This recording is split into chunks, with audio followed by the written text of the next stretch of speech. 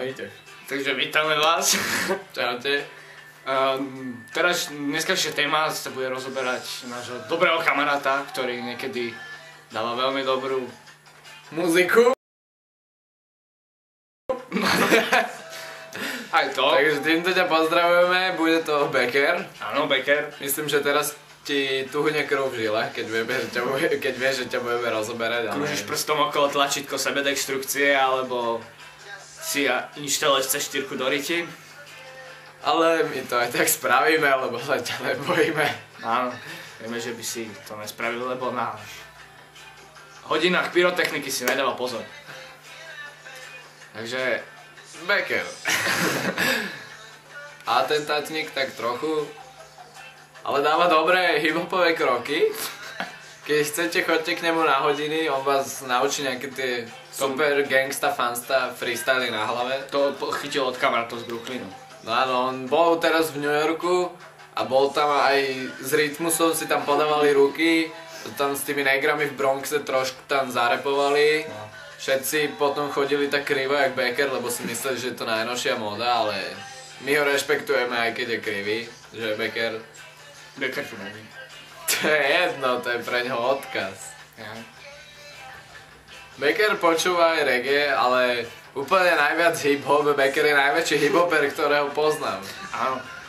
Becker počúva hip-hop stále, on sa s hip-hopom už narodil. On sa narodil s rádiom pri uchu a tam už počúval Tupeka. Mu to kole žila. Presne, on je podľa mňa reinkarnovaný Tupac. Keď zabili Tupeka, on chcel skoro spáchať samovraždu, ale ešte bol v bruchu, takže to nemal aj spraviť. Presne. Začal sa škrtiť pupočnou šnurou. Ale potom sa vypýtal na svet skorej, čo je teraz aj vidieť, lebo chcel pomstiť Tupeka, ale potom zistil, že je ešte moc malý a ani taký gangster ako Becker to ešte v takom rannom veku nedokáže. Jeho útle ručičky nevedeli zdvihnúť M16. Áno.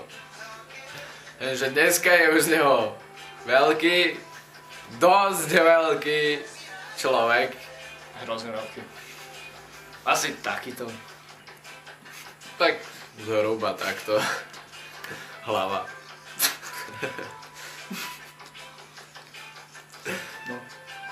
Ale aj keď počúva hip-hop, tak ho máme radi. Chce sa k nám prispôsobiť, ja neviem, má v mobile nejaké tie punkerské pesničky, hoci nehovorím, že sme punkery. Ale podľa mňa to iba hra, ale však on mi to minule aj hovoril. On mi hovoril, Dominik, ja vás mám strašne rád, ale ja punk nechcem počúvať. Ja chcem počúvať hip-hop, ja sa chcem s černochmi krútiť na hlavách, ale chcem chodiť s vami von. Takže Becker, týmto ti odkazujeme, my ťa rešpektujeme. Si náš kamarát, aj keď sa chceš točiť s černochmi v Brooklyne na hlavách, vtedy sa k nám nepriznávaj, ale inak ťa rešpektujeme, máme ťa radi. A keď sa znova stretneme, tak nás buď vyhodíš do vzduchu C4, alebo spáchaš samovraždu, lebo toto zverejňuje na internete. Ale máme ťa radi. Peace.